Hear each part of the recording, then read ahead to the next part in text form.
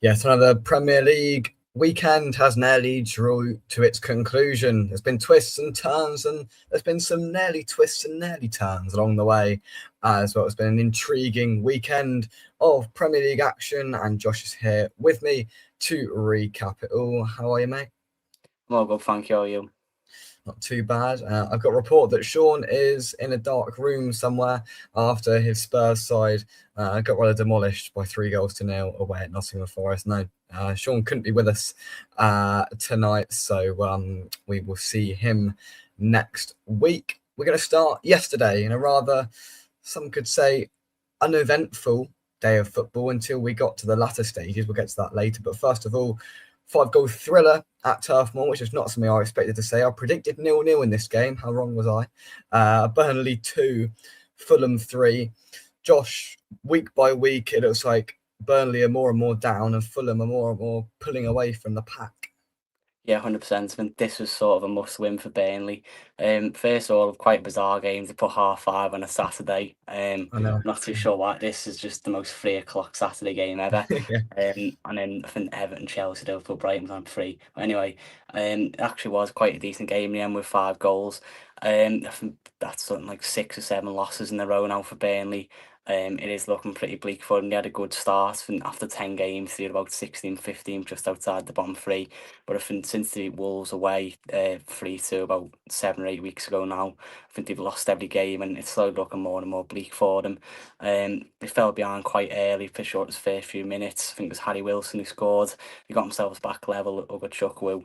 But then I think it won 3-1 second half, and they got a late goal. But it's sort of too little too late, really. They actually did have the better chances in the game, Burnley. I think that's been sort of a common occurrence for them this season. They have sort of dominated quite a few games, but not really. Just haven't got a clinical striker, really. Armando Broja, Zian Fleming, Lyle Foster, they're all, to be honest, quite a handful on a day, but they're never really going to be probably not Premier League level, bottom half Premier League at best. And with the service they're getting, I think the most anyone's going to score playing up top of Burnley is probably 10 in the season, considering the service they're going to get. As for Fulham, it's usually the win a couple, lose one. I think that's going to be a classic Fulham season, finish about 14th, 13th. Last week they lost at home to Crystal Palace. They win away to Burnley this weekend. I can't see them being in any danger of the bottom 3. I think Silva's contract's up at the end of the season. Wouldn't surprise me if he ends up going. Doubt he'll sign a new deal. I know there's been talk of what's his name, Forest wanting him, Mananakis. So if they have a poor start next season, he could end up going in there. Really can't see Fulham managing to keep hold of the manager. But yeah, as for this season, I don't think there'll be any sort of trouble. Don't think they'll be anywhere near Europe either. It's going to be a classic mid-table season for them. And I think as for Burnley, about 5 or 6 points behind safety now. I think they'll probably struggle. They've been playing well in recent weeks, like I say. Last season, he was sort of quite back to the wall, had a good defensive record. This season, not so much, but they have been creating quite a bit. Just can't really put the chances away. And I think, as usual with Scott Parker in the Premier League, I think he'll be getting another relegation.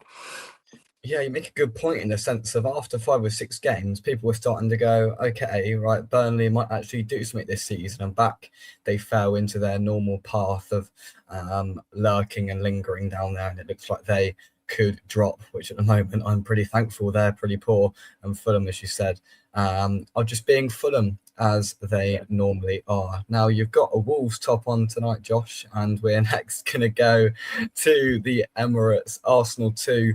Wolves 1. It's been a bonkers weekend of Premier League football, and this game falls into that bonkers category. Wolves scored 3 goals, but 2 of them were own goals, which meant Arsenal won by 2-1. I bet they are probably hoping that the same spirit and quality and passion could have been showed against slightly lesser opponents. Yeah, to be honest, Arsenal, I couldn't believe it, having to rely on 2 own goals to beat Wolves at home, because I watched them against Man United on the Monday and they were absolutely horrendous, Wolves. They did go in at half-time at 1-1, but some of the goals they conceded, it was sort of just schoolboy stuff, that first one in particular, just comical defending, really. So, to be fair, they gave them a right game, but when you score in the last minute and then still end up losing the game from there. It's that mentality issue. If you score in the 90th minute and manage to still lose the game, I think that sort of sums up their season really. But to keep Arsenal out for that, I think 70 minutes, and then at once going 1-0 down, responds. They did really well. As for Arsenal, I think they had 2 shots on target all game, and against the side who's been shipping goals for fun this season, on 1-2 points all season, it's just not what you really want from title challenges. I know they've had injuries, but they've more struggled with injuries defensively, not going forward. No, Gyökeres was back, Gabriel Jesus is back, so a lot of the forward players are coming back. Odegaard's back now. He didn't play, come off the bench, and he did look a bit better after that. But yeah, I think it's honestly quite disappointing for Arsenal how poor they were against a side like that. United on Monday didn't really have to get out of second gear and still scored 4 past them, and that was Wolves were at home. So honestly, I was shocked how hard they made it for themselves, having to rely on 2 own goals and a set piece as usual to get past them. It's just not really what you want from title challenges. Yeah, as for Wolves, I still think they're utterly doomed, to be honest. They're showing spirit at least, but I know there's been quite a few protests about the owner. A chance of something like that you've sold the team or sell the club. I think it's been with Wolves, they're sort of selling the best players every season for about 3 or 4 years straight now, and it was sort of inevitable that they were going to have a season like this and they were going to drop eventually. They've always just had a little bit of something. Like last year, they had Cunha, Aït-Nouri, just had that little bit of individual quality that's always just about kept their heads above water. But this season, they've just got nothing really. I just really don't see how they're going to get out of it now. For about 9 or 10 points off safety. Yeah, if they pull it off for me, a fair play, but I really can't see it. Yeah, as for Arsenal, I think it's embarrassing, to be honest, how you have to rely on 2 own goals to get past them at home if you want to win the league. But I suppose also if you want to win a league, it's just about getting the job done. But yeah, I think if they play like that every week, they've got no chance, especially when City is slowly going through the gears now. So yeah, we'll see who ends up top of Christmas next week. I think Arsenal have got Everton away. That won't be easy. So yeah, we'll see who ends up top of Christmas. And City have got West Ham at home, so that will be painful. Never But I know. think despite them showing a bit of spirit, Wolves, I think this actually cements their fate more than any of the bad performances. They've Yeah, turned up in a game and they've been really solid, and yet they've still scored at the end and still not picked anything up from the game. They're down, they're doomed. They know that. You know, 100%. they're not stupid. They know they're going to the Championship. It's just how painful it gets and how many points they can accumulate. Whether they can, at the moment, it doesn't look like they're going to get past Derby's, was it 11 or 12 points 11. tally for the record. So maybe it's a Midlands thing. I don't know. But it's poor from them. In terms of Arsenal, wow, I think it. Do you know what? I sat there last night. I saw this one at 8 o'clock, and I thought that could be a cricket score. So I watched the darts, and then I looked at half time and saw it was 0-0. And I was like, I stuck it on, and I thought, I tell you what, Arsenal look terrible there, and how Yeah, they're leading the league and have been comfortably. It's absolutely beyond me, to be honest. yeah. And I think it just sums up where we are as a league. But hey ho, right, let's hit some comments. Frog and Well, hope you are doing good. Didn't expect to win today, but boy, what disappointment points we could have nabbed. Lost again, indeed. We'll talk about that a little bit later. You were unlucky today, Josh's granddad. I hope you are well. Nuno substitutions are certainly just a little bit frustrating. Lots of relegated teams were good enough to stay up, as were we back a few years ago when we went down on 42 points. Thought Wilson should have started, but 10 minutes from the end, it was just pointless. Really, really pointless. But hey ho, we've got all that joy to come. Before we do that, let's go up to the northeast, shall we, in a spectacle. And I think everybody wished this was the 4:30 game this evening, but of course, due to police and probably alcohol reasons, then it was not. And we had the time where Derby, Sunderland 1, Newcastle 0. This felt obvious. Newcastle have been really poor. Sunderland have been brilliant. I saw this narrow wing coming a mile off. And the one thing I loved about it, Josh, obviously neither of us watched it, but the one thing I loved is when I saw afterwards, they put on the scoreboard, they didn't put the badge of Newcastle, they didn't put the words Newcastle, they just put visitors, where in other games, when we went up there, they put our whole badge and name and all the rest of it. They just put Sunderland 1, visitors 0. I love that, Josh, a proper derby. Yeah, fair play. I'm pretty sure Sunderland have got a smashing record against Newcastle now. I think it's 10 unbeaten in the league against them now. And yeah, I could sort of see it a scrappy 1-0. I looked at the stats and it didn't look like a pretty game. I don't think any team had more than something like 0.4 XG. But in derbies, that's what you just got to do really, just sort of grind it out. And the goal is quite comical really. It's just headed into his own net by Voltamada. Don't really know too much about it.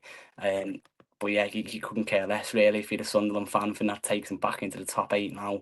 I think they got done by them in the FA Cup a few years ago, 2 or 3-0. So they've got the bragging rights back now. Must be loving it, something like 6 or 7 points ahead of Newcastle in the league. No one would have thought that. So yeah, I suppose that's all you got to do in the Derby game. Obviously, I didn't watch it, but just grind it out, and it sounds like that's exactly what they did. I bet the atmosphere was absolutely electric. Yeah, it's stupid how Sky put it on to at 2 o'clock, but as you said, I presume the police asked for it to be on earlier. Um, but yeah, it's unreal what Sunderland are doing this season. I think they could struggle a bit in the next few weeks because of AFCON. Pretty sure half their team are going. A lot of their signings are playing for African countries, so that could hit them a little bit. But still, I think any Sunderland fan probably would have took fourth bottom at the start of the season. So the fact that they're up to seventh, it's just unbelievable. The manager deserves a lot of credit.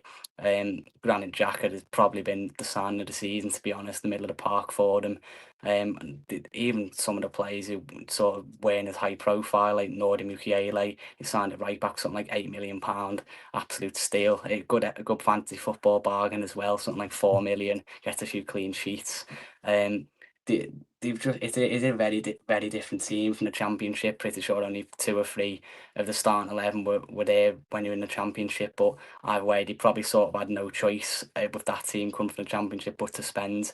And we've seen that go wrong in the past. Ipswich spent something like 100 million last season. That didn't go too well for them. So you still got it right. Got to get it right even when you do throw the money at it.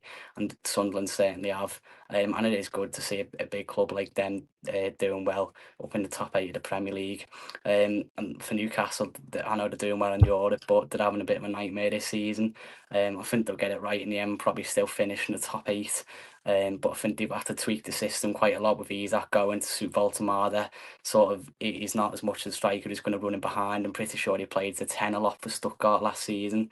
So sort of got to play to his strengths a bit more.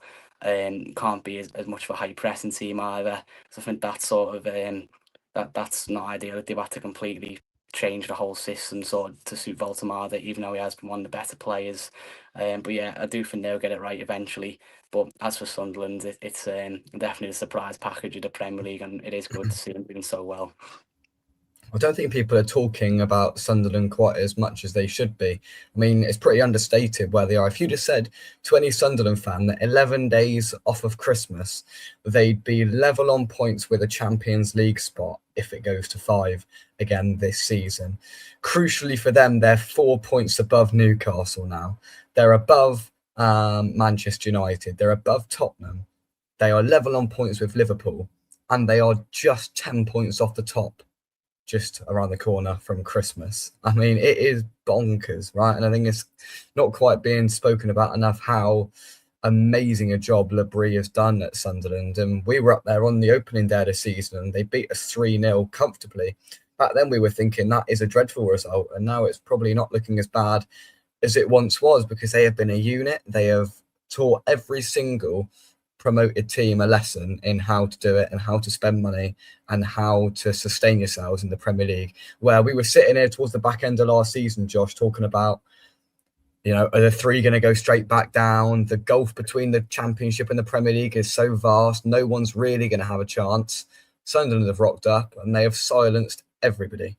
I still don't think they've lost the home game. Sunderland, I'm pretty sure they're the only team in the league to not lose a home game. So they're certainly using the crowd to be an absolute fortress. And yeah, I'd say I know they've spent money, but like I think Ipswich spent more last season, and I'm not even sure they got 25 points. So you still have to get it right, and they've certainly done that, and it is good to see them doing so well. go to the London Stadium, West Ham 2, Aston Villa 3. Oh, let's press it. There we go. I've used the word bonkers quite a lot, and I think I'll probably use it again. A really bizarre game of football, a really bizarre occasion. Obviously, there was tributes before to Billy Bonds. There was more people in the stadium beforehand than there normally is, and it had all the ingredients for West Ham to really push on in the game. A good tribute to Billy Bonds before the game, a goal inside 39 seconds from a really acute angle from Mateus Fernandez, and it shell shocked me. I can't remember the last time we scored, even in the first 5 minutes, to under the first 40 seconds. It was really something out of nowhere, and it had all the ingredients for us to push on, and then we let a soft goal in. I don't even know. I think it was off Mavropanos' shoulder. I mean, I was right in front of it, and I'm like, how the hell has that got in? Off of Mavropanos' shoulder and in, and then credit to West Ham. We stuck at it and we weathered a storm because Vida were very much on top for the sort of next 20, 25 minutes, and we got a goal out of nothing. Potts has a shot and Bowen just sticks a boot out and is onside, and it cannons in to make it 2-1. And then at half time, we sort of reach a point where it's probably an even game and West Ham have the 2-1 lead, and we're like, right, again, another situation. We've got the ingredients. Let's push on and try and reinforce the lead. And we concede again 3 minutes after the break from, again, something that we shouldn't have conceded from. Poor defending all round today. It was really highlighted once again. And then we're back to 2-2 and we get on top, and we have 25 minutes where everyone was turning around thinking there's only one team that's going to score here. We have chance after chance, don't really test the keeper. And then Vinegar at the other end, and for me, Ariola's too far off his line. It's a brilliant shot from Morgan Rogers, 3-2, and it completely deflates the hell out of us. And sometimes you get the luck, sometimes you don't. Josh, it's tough to dissect such a topsy-turvy, yo-yo kind of game. Where would you go with it? Yeah, I thought you were very unlucky. I didn't think we were anywhere near our best today at all. It was the worst possible start. I said in the preview we're probably best against teams who come on to us and we like to bait the press. Well, that didn't exactly go to plan the first 30 seconds because that's how we conceded.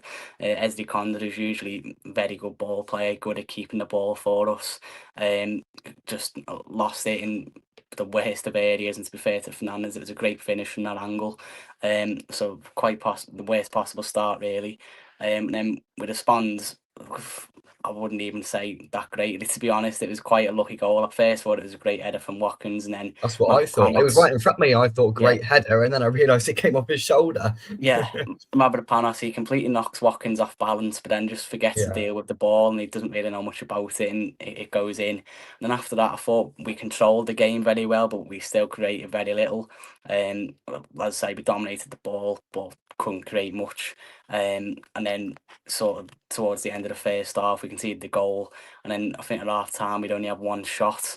So as usual, again, when we're playing away from home against a low block, sort of slow tempo, patient build up, dominate the ball but create very little and find ourselves behind. It's happened quite a lot under Emery as well as he's done. He likes to control the game, and sort of the patient build up doesn't always work. It costs us a few times. And I thought at half time it was going to be another one of them frustrating away games where we have lots of control but fail to create much. And then second half, we responded well to start of the half, getting back level. But about 20 minutes after that, I thought you looked the more likely team to go on and win it. We couldn't keep the ball very well at all. I mentioned in the preview how Pau Torres not being fit probably would affect us a lot, because especially when we play against a team who's going to sit in, we need someone who's going to, like, a decent ball player basically. And Victor Lindelof, as much as I thought he did okay today, he was solid enough and he did okay on the ball. He's just, his ball playing ability is nowhere near to the level of Torres, and I think we sort of struggled to get out and play through your press a bit today. But to be fair, I'm surprised about how much West Ham actually went for it. Second half, like I say, for 20 minutes after we scored, I thought you were going for it and not more likely to score. We just couldn't get out. We couldn't play through the press at all. I thought Lindelof struggled a little bit with his ball playing. But then once we got the goal, which outside the box goal, which we've scored quite a few of this season. Keeper could have done a little bit better, but it still was a decent effort from Rodgers. I thought after that we controlled it and seen the game out quite well. But overall, I wouldn't say we deserved to win. I think we still only had something like 0.5, 0.6 expected goals and managed to score 3, which has sort of been a common occurrence this season. But I suppose we're finding ways to win, we're grinding games out. And I suppose with the squad we've got, what more can you do really? With the money we've spent, to be fair in the league, I've said a few times, it's just an incredible achievement with the players we've lost, the financial issues, and we're finding ways to win. We are riding our luck at the moment. 9 wins in a row. I think 4 or 5 of them probably didn't deserve to win. But like I say, with this team, we're not going to dominate every game. And he's getting literally the full most out of this team really. If even if he gets top 5 with this team, Champions League football, that'd be some achievement. So never mind to be in a title race at about the halfway stage. What the manager's doing is just incredible, really, and long may it continue. But yeah, I thought we were quite lucky today, but that's not unusual this season, to be honest.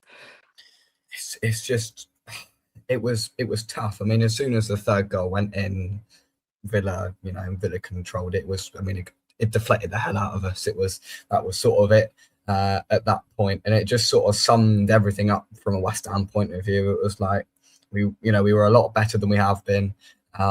We were piling the pressure on, and there was lots of opportunities in the game, not necessarily clear-cut chances, but opportunities where you feel after 39 seconds. I mean, I thought straight away after 39 seconds, I thought the keeper was at fault for the first goal. It was poor from Konsa, but I don't think your keeper should be beaten from that angle. I thought it was a good shot. But I feel like you've got to be a little bit uncomfortable being beaten now. I thought Martinez isn't there. Let's put pressure on the keeper. Let's really try and go at Villa here and try and create something. And it just felt like, you kept sort of stabbing away at us, and that in the end folded. And sometimes you get the rub of the green, sometimes you don't. I just when that went in from Rodgers, I turned around and went, you know what, it's just is what it is. Like, what more could we have done? Sometimes it goes your way when you're at the top, sometimes it doesn't when you're near the bottom. And from a Villa point of view, it's after a Thursday night away game, no one's going to remember it. They're going to remember the 3 points, and that's all that you needed to do, and that's somehow all you've got out of it. But I feel like, I got home about 5:30, and it deflated me in a sense of, I thought we played well, Josh, and I'll get your thoughts on this. I thought West Ham played well. Yeah. It feels like with Leeds picking up another point and with Forest beating Spurs convincingly, with everything that's going on around, it feels like we've played well today and not picked anything up. And it feels significant in the sense of we've then got Man City and we've got tough games coming up. We're getting cut more and more adrift, playing decent, but not picking up the points. No, yeah, I agree. I honestly think you were the better side today. Second half, like I said, after we scored, I thought we'd sort of used momentum and go on and win it, which we eventually did. But for about 25 minutes, half an hour, basically until we got the third, you looked more likely to score by far, really. Like I say, we didn't keep the ball well at all.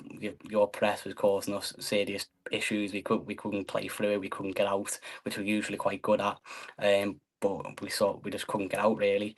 And I've watched West Ham a few times since Nuno's come in, and I think since that Newcastle game, I think a lot's changed there. I think before that, you had a few dodgy results even under Nuno. I think lost to Brentford at home, lost to Leeds away. But I think since that Newcastle game where they come from behind and won, I think you've been pretty solid since, and your form's not been too bad since then at all. Leeds got another point today, but I've not been convinced by them at all. I think their home form will be quite crucial to them. But I'm really not sure they have enough. So I still think West Ham will be just about fine. When Nuno come in, I thought they'd be completely fine, like maybe not even bottom 6. But I think with how strong the Your league confidence is is waning in us, Josh, week by week. Yeah, 100%. I think how strong a few other teams are in the league this season, how much stronger newly promoted teams are, I'm not sure about that, but I still think you'll have enough, for sure. But that said, I also don't think Villa were great today at all. But yeah, I've watched you a few times, and I think you'll be okay. I hope you're right. But that's the concerning thing for me. I didn't think Villa were anything to write home about today, and I could feel it inside the stadium. I mean, normally, and I'd say this, Villa are some of the most vocal away fans, and I looked on the 65th minute. I thought I hadn't heard them in this second half, like Yeah, well and truly on the back foot, yeah, well and definitely. truly, and it was just that inability to capitalise, which cost us in the end. And a moment of brilliance has undone all the good work, but. It is what it is. We move on. We've got Man City next week. That'll be a laugh. But hey ho, Josh, thank you very much indeed for joining me. Thanks everybody for getting involved in the chat. Let's take some final comments on this game before we wrap things up. Froggen says Nuno's still chasing Lopetegui's points tally, which is concerning because he was clueless. That is very true. Very true indeed. Juve is a liability at the back. He's had a tough few games defensively. He was very good in the first few games that he played, and attacking wise, he's decent. But I mean, we're now losing him and Wan-Bissaka to AFCON, which is just another blow that we don't need right now. So we've got to find two new fullbacks to fulfill those roles over the next month. So yeah, that's probably something to come back to. But he's definitely not an out-and-out fullback because he likes to attack a little bit too much. He's very much an attacking fullback for sure. But yeah, we've got Man City next, and then we enter Fulham, Brighton, Wolves, and Forest. Now, what a monumental 4 games that is for West Ham over the new year. So I think we'll have a clearer idea come, when's that going to be? The sort of 8th of January.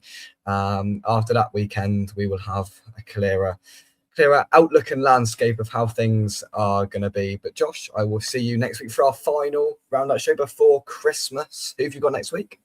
Man United at home. You've just said you've got a tough run. We've also got a dodgy Christmas run. We've got Man United at home, Chelsea away, then Arsenal away. So yeah, That's we've going to got test you. yeah, That's going to test you. Do we you know what? That's weird. So have you got Arsenal away in the leagues? You've got Arsenal again. yeah. That's on the 30th, I think. So yeah, playing Arsenal twice in the same month. That's a bit odd, Yeah, but that's so yeah, weird because we played Brighton last weekend and we play them on the 30th. So we've got the same sort of things. We play them twice in the space of a month. It's weird. yeah. Weird, but that seems to be what they're doing. But hey ho, we'll have some more shows coming for you in the week, so keep an eye out for that. But until the next one from me, come on you Irons. Thank you very much, Josh, and we'll see you soon right here on West Ham Unofficial. Thank you very much. Bye bye. Cheers, Josh. Thank you.